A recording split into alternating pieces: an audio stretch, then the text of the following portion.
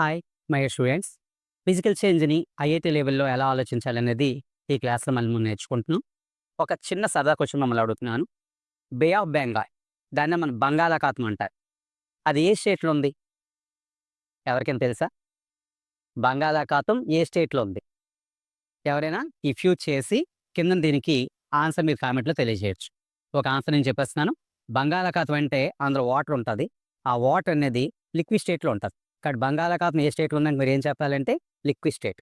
So ఈరోజు మన physical చేంజ్లో first నేర్చుకోబోయేది ఏంటంటే స్టేట్ చేంజ్. ఏంటమ్మా? State change. స్టేట్ చేంజెస్ అన్నీ కూడా ఫిజికల్ చేంజెస్సే. సో అందులో ఫస్ట్ మనకు అందరికీ తెలిసిందే. దీన్నే మనం ఏమంటామంటే, ఒకసారి అబ్జర్వ్ చేయండి, దీన్ని నాప్థలిన్ అంటాం. ఇది మనకు స్మెల్ వస్తుంటుంది, నాప్థలిన్ అనేది. ఎందుకు నాప్థలిన్ స్మెల్ వస్తుంటుంది? అలాగే దీన్ని హారత కర్పూరం, క్యాంపర్ అంటాం. చూడండి, వీటిని మనం క్యాంపర్ అని పిలుస్తాం అన్నమాట. హారత కర్పూరం, క్యాంపర్. సో ఇవి కూడా మనకి స్మెల్ వస్తుంటాయి. ఎందుకు ఇవి స్మెల్ వస్తాయి? ఎప్పుడు ఆలోచించారా? నాప్థలిన్ కానీ క్యాంపర్ కానీ ఎందుకు స్మెల్ వస్తుంది? ఓకే, ఎందుకనేది ఇప్పుడు ఒక చిన్న ఎక్స్పెరిమెంట్ ద్వారా మీకు నేను చూపిస్తున్నాను. చూడండి, ఇప్పుడు ఈ క్యాంపర్ని ఏం చేశానంటే ఒక టెస్ట్ ట్యూబ్లో తీసుకున్నాను నేను. మీ అందరికీ తెలిసిందే ఈ క్యాంపర్ గురించి. సో తీసుకొని నేను ఏం చేస్తున్నానంటే ఒక స్పిరిట్ ల్యాంప్ సాయంతో దీన్ని మనం హీట్ చేద్దాం. Please watch what happen. Please watch. So please watch. Gas is coming out from this test tube. Gas. So what happened? Solid state camphor converted into gas. This is called sublimation. What do you observe? Sublimation. It is a state change. So this sublimation camphor again change into the gas to solid. This is called deposition. Deposition. చూడండి, solid అనేది గ్యాస్గా change అవడాన్ని ఏమన్నామంటే sublimation అన్నాం. మళ్ళీ ఆ gas మళ్ళీ సాలిడ్గా change అయిపోయింది. దీన్ని ఏమంటే డిపోజిషన్ అంటాం. So these two are the physical changes. ఇప్పుడు ఇదే ప్లేస్లో మనం ఏం చేద్దామంటే, మనం ఒక క్యాండిల్ వ్యాక్స్ తీసుకుందాం. ఈ క్యాండిల్ వ్యాక్స్ని మనం ఒకసారి ఈ టెస్ట్ ట్యూబ్లో తీసుకుంటున్నాం. ఇప్పుడు దీన్ని నేను హీట్ చేస్తాను. ఏం జరిగింది అనేది మీరు ఒకసారి అబ్జర్వ్ చేయండి. క్యాండిల్ వ్యాక్స్ని please watch very carefully. So this candle wax now changing into the liquid. Please watch it. It change into the liquid. అంటే దీన్ని ఏమంటారంటే మెల్టింగ్ అంటారు. అంటే సాలిడ్ అనేది మనకి లిక్విడ్గా చేంజ్ అవడాన్ని ఏమంటారంటే మెల్ట్ అంటారు. మెల్టింగ్. సో ఇక్కడ మీరు చూసింది ఏంటంటే మెల్టింగ్ అంటారు అన్నమాట. చూడండి ఒకసారి, please observe it. Melting. So this total candle back change into the liquid. So నా again pour it in a watch glass. What happened? Please watch. So this wax again change into the solid. This is called solidification. అంటే solid లిక్విడ్గా మారితే melting అంటారు. మరలా liquid సాలిడ్గా మారిద్దాన్ని ఏమంటారంటే solidification అంటారు. Okay, next I take water in this test tube. What happened?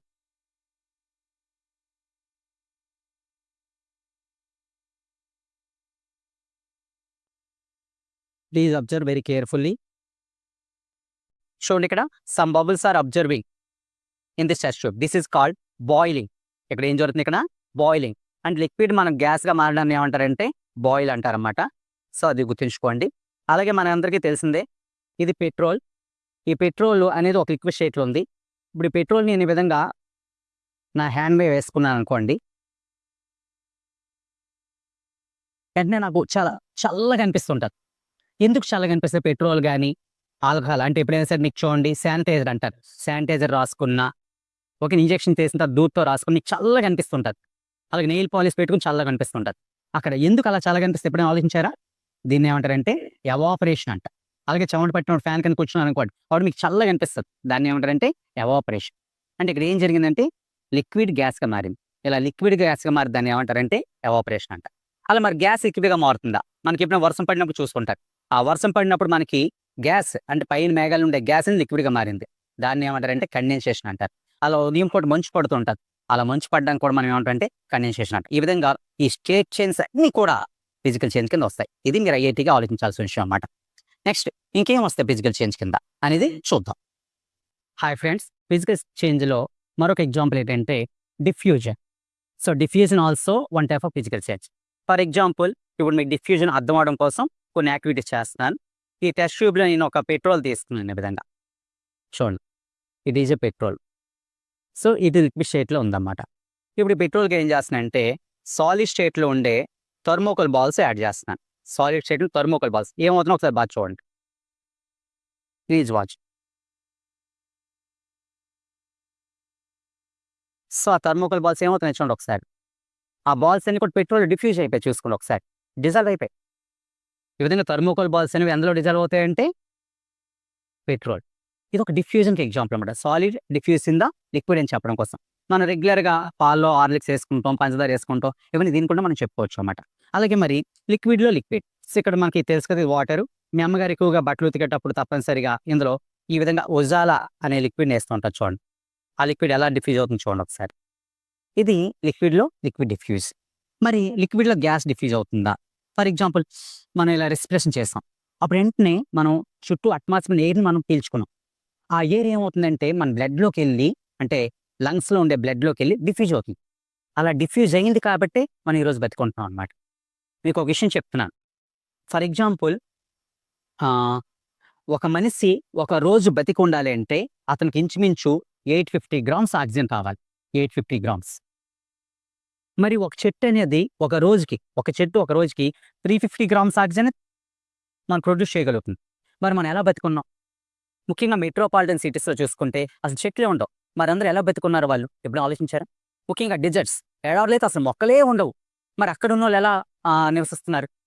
వాళ్ళందరూ అక్కడ ఉండడానికి కావాల్సిన ఆక్సిజన్ ఎలా వస్తుంది? ఓకేనా? ఇది ఒక అద్భుతం. ఎలా అంటే మనకు ఓషన్స్ ఉన్నాయి కదా, మొత్తం భూమి మీద ఉన్న అట్మాస్ఫియర్లో 50 to 70% ఆక్సిజన్ అనేది ఓషన్సే ప్రొడ్యూస్ చేస్తుంది. సో ఓషన్స్ మీద ఎంత ప్రొడ్యూస్ అవుతుందంటే ఒక రోజుకి ఇంచుమించు 600 మిలియన్ టన్స్ ఎంత ఆక్సిజన్ అనేది ఓషన్స్ ప్రొడ్యూస్ చేస్తున్నాయి. ఆ ప్రొడ్యూస్ అయిన ఆక్సిజనే డిజర్ట్స్లో కానీ మెట్రోపాలిటన్ సిటీస్లో కానీ డిఫ్యూజ్ అవుతుంది.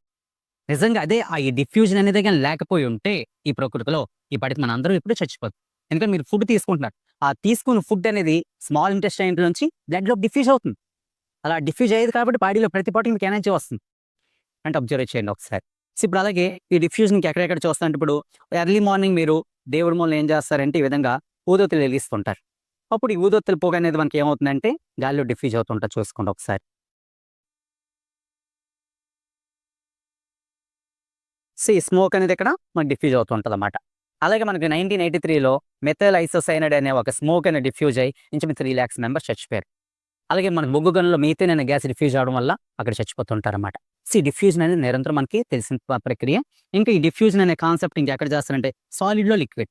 ఇప్పుడు ఫర్ ఎగ్జాంపుల్ స్పాంజ్ ఉంది, మీ అమ్మగారు ఏం చేస్తున్నారు, ఇంటిని ఒత్తుతున్నారు అనుకోండి. అప్పుడు ఒత్తినప్పుడు ఏం జరుగుతుందంటే ఇందులో ఉన్న లిక్విడ్ అనేది మనకి స్పాంజ్లోకి డిఫ్యూజ్ అవుతుంది అనమాట.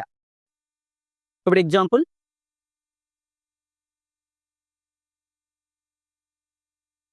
చూడండి, ఇక్కడ వాటర్ వేసాను, ఈ వాటర్ మీద స్పాంజ్ పెడుతున్నాను. ఆ ఎండ్ ఆ స్పాంజ్ ఏం చేస్తుంది, దాన్ని ఆ వాటర్ని డిఫ్యూజ్ చేసుకుంటాం, అబ్జార్బ్ చేసుకుంటుంది. అయితే ఇక్కడ మీరు అర్థం చేసుకున్న విషయం ఏంటంటే ఎందుకు స్పాంజు ఈ వాటర్ని అబ్జార్బ్ చేసుకుంటుంది? ఎప్పుడు ఆలోచించారా? స్పాంజ్ ఎందుకు అబ్జార్బ్ చేసుకుంటుంది ఈ వాటర్ని? What the reason? So why? Because the sponge contains small holes. అంటే ఏదైతే హోల్స్ కలిగి ఉంటుందో అది వాటర్ని అబ్జార్బ్ చేసుకుంటుంది. అలా అబ్జార్బ్ చేసుకోవడాన్ని ఏమంటారంటే క్యాపిలారిటీ నేచర్ అంటారు. Capillarity nature. సో ఈ విధంగా అబ్జార్బ్ చేసుకోవడాన్ని ఏమంటారంటే క్యాపిలారిటీ నేచర్ అంటారు అనమాట. ఈ క్యాపిలారిటీ నేచర్ ఉండబట్టే మనం అన్నంలో రసం వేసుకున్నప్పుడు ఆ రసం అన్నంలో ఇంకుతుంది అన్నమాట. అది ఒక డిఫ్యూజన్ అని చెప్పొచ్చు. అన్నానికి చిన్న చిన్న హోల్స్ వల్ల అది క్యాపిలారిటీ నేచర్ అలా జరుగుతుంది అన్నమాట. అలాగే మనకు చెమట పెట్టినప్పుడు మన బనీని ఏం చేస్తుందంటే పీల్చుకుంటుంది, అది కూడా క్యాపిలారిటీ నేచర్. అలా కొండలో నీళ్ళు మనకి చల్లగా ఉంటాయి. ఆ కొండలో నీళ్ళు చల్లగా ఉండడానికి కారణం ఏంటంటే ఆ కొండకి చిన్న చిన్న హోల్స్ ఉంటాయి. ఆ హోల్స్ ద్వారా వాటర్ అనేది బయటికి రావడం వల్ల ఎవాపరేషన్ అయ్యి అక్కడ కొండలో నీళ్ళు చల్లగా ఉంటాయి. అది కూడా ఒక రకమైన క్యాపిలారిటీ నేచర్. అలాగే రైతులు ఎప్పుడు విత్తనాలు నాటే ముందు పొలాన్ని దున్నుతారు. అలా దున్నడానికి కూడా కారణం ఏంటంటే ఆ భూమికి ఉన్న క్యాపిలారిటీ నేచర్ లేకుండా చేయడం కోసం అనమాట. సో ఈ క్యాపిలారిటీ నేచర్ అనేది కూడా ఒక ఫిజికల్ చేంజ్ అనమాట. అంటే ఏదైనా సరే వాటర్ని అబ్జార్బ్ చేసుకోవడానికి ఏమంటారంటే క్యాపిలారిటీ నేచర్ అంటారు. ఆ క్యాపిలారిటీ నేచర్ కూడా ఒక ఫిజికల్ చేంజ్ కింద మనం అబ్జర్వ్ చేయొచ్చు అనమాట. ఓకేనా? నెక్స్ట్ ఫిజికల్ చేంజ్ కింద మనం ఏం చెప్పొచ్చు? సో ఫస్ట్ మనం ఏం చెప్పాము, స్టేట్ చేంజ్ అన్నీ అవుతాయి. Second one diffusion. డిఫ్యూజన్ అంటే ఏంటి? స్ప్రెడ్డింగ్. ఇక్కడ మీరు చూసారు, ఈ పెట్రోల్లోకి ఏమో ఈ థర్మోకోల్ బాల్ స్ప్రెడ్ అయ్యాయి, అలాగే ఇందులో నీళ్ళు మన స్ప్రెడ్ అయింది. మనం ఇప్పుడు కూడా మనకి ఎవరైనా సరే మసాలాలు వండుకుంటే మంచి వాసన చికెను, బిర్యానీ వాసన వస్తుంది. అదంతా డిఫ్యూజన్ కింద మనకు వస్తుందన్నమాట. డిఫ్యూజన్ అంటే స్ప్రెడ్డింగ్ అనమాట. That is also one physical change. అలా క్యాపిలరీ నేచర్. ఎక్కడైతే హోల్స్ ఉంటాయో ఆ హోల్స్ ప్రతి ఆబ్జెక్ట్ లిక్విడ్స్‌ని వాటిని ఏం చేస్తాయంటే అబ్జార్బ్ చేసుకుంటాయి. అలా అబ్జార్బ్ చేసుకోవడాన్ని ఏమంటారంటే క్యాపిలరీ నేచర్ అంటారు. అది కూడా మనకి డిఫ్యూజన్‌లో ఒక రకమైన ఫిజికల్ చేంజ్‌లో ఒక రకమైన ప్రాపర్టీ అనమాట. నెక్స్ట్ మనం నేర్చుకోబోయేది ఏంటంటే మనకి రివర్స్ ఆస్మాసిస్. మీరు ఎప్పుడైనా విన్నారా వినలేదా? రివర్స్ ఆస్మాసిస్ అంటే ఈరోజు మనం తాగే వాటర్ అన్నీ కూడా ఏంటంటే మినరల్ వాటర్స్. ఈ మినరల్ వాటర్స్ అనేది ఏ పద్ధతిలో తయారు చేస్తున్నారంటే రివర్స్ ఆస్మాసిస్ అనే పద్ధతిలో మనకు తయారు చేస్తున్నారన్నమాట. ఓకే. చూడండి ఇక్కడ చూడండి. మనం ఎప్పుడైనా సరే వినాయకుడి చవితి చేసేటప్పుడు మనం శనగలనేది రాత్రిపూట నానబెడుతుంటాం. అలాగే శనగల కూర వండుకోవాలనుకున్న రాత్రిపూట శనగలు నానబెడుతుంటాం. ఇలా శనగలు నానబెట్టడం అనేది కూడా ఒక రకమైన ఫిజికల్ చేంజ్. ఎందుకంటే బయట ఉన్న వాటర్ ఆ శనగల లోపలికి వెళ్తుందన్నమాట. దాన్ని ఆస్మాసిస్ అంటాం. So osmosis also one type of physical change అనమాట. సో కుకింగ్ అనేది ఒక ఫిజికల్ చేంజ్. అంటే కూరలు ఉడకబెడుతుంటాం కదా, ఆ ఉడకబెట్టినప్పుడు మెత్తగా అవుతాయి అంటే సాఫ్ట్ అయినా అవుతాయి అన్నమాట. సెమీ సాలిడ్లో మారుతాయి. అది కూడా ఒక ఫిజికల్ చేంజ్. రైస్ ఉడకడం ఒక ఫిజికల్ చేంజ్. ఈ విధంగా ఇవి వాటర్ని పీల్చుకోవడం ఒక ఫిజికల్ చేంజ్. ఒక స్పాంజ్ వాటర్ని పీల్చుకోవడం, దీన్ని క్యాపిలరీ నేచర్ అంటారు. దీన్ని ఆస్మాసిస్ అంటాం అన్నమాట. రెండుకి డిఫరెన్స్ అనేది ఉంది చూసుకోండి. అలాగే రివర్స్ ఆస్మాసిస్లో మనం ఏం చేస్తున్నామంటే మినరల్ వాటర్ అనేది ఫిజికల్ చేంజ్లో నెక్స్ట్ ఏంటంటే షేప్ చేంజ్. ఇది రెగ్యులర్గా మనం రోజు ఇంటి దగ్గర చూస్తుంది. మీ అమ్మగారు ఏం చేస్తారంటే ఈ విధంగా మనకి వెజిటబుల్స్ని కట్ చేయడం చూస్తుంటారు. అలాగే మనకి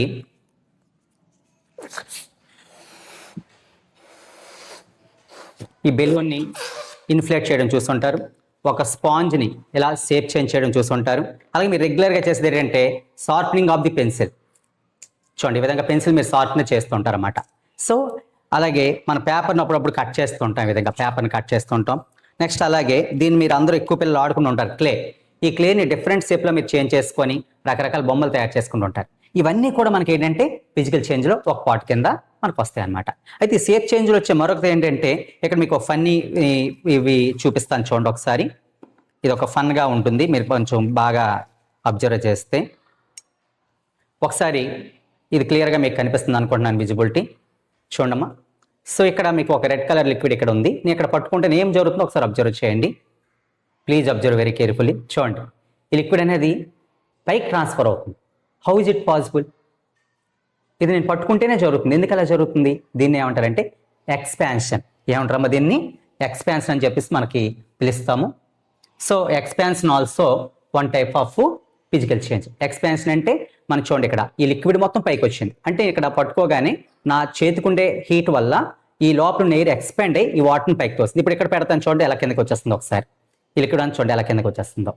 సో దీన్ని ఎక్స్పాన్షన్ అంటే ఇంట్లో ఎక్కువగా మీరు ఎక్కడ చూస్తారంటే పాలు పొంగిపోవడం, అన్నం పొంగిపోవడం, ఓకేనా. అలాగే మెటల్స్తో మనకి రకరకాల ఐటమ్స్ తయారు చేయడం, ఇవన్నీ కూడా ఎక్స్పాన్షన్ కింద వస్తాయి. అందుకే రైలు పట్టాల మధ్య చూడండి గ్యాప్ ఉంటుంది.